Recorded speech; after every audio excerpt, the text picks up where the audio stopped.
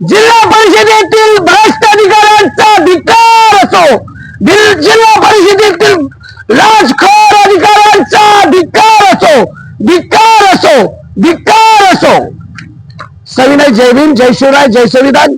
मी आयुष्यमान संदीप जाधव, सामाजिक कार्यकर्ता। आज एक गंभीर विषय घेऊन जिल्हा परिषदेचे मुख्य कार्यकारी अधिकारी यासिनी नागराजन मॅडम यांना भेटण्यासाठी आलो होतो। विषय असा आहे की जिल्हा परिषद कार्यालयासमोर उद्या आम्ही भीक मागो आंदोलन करणार आहे।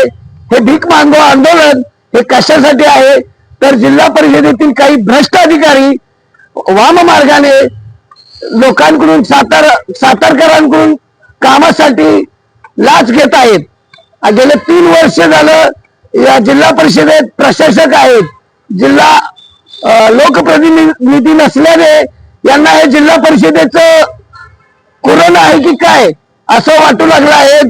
ज्या योगे हे भ्रष्ट अधिकारी भ्रष्टाचार आणि लाच घेणं थांबवत नाहीये। त्या अनुषंगानं मी सामाजिक कार्यकर्ता उद्या सकाळी 10 ते 1 या दरम्यान जिल्हा परिषदेच्या मुख्य प्रवेशद्वारासमोर भीक मागो आंदोलन करणार आहे।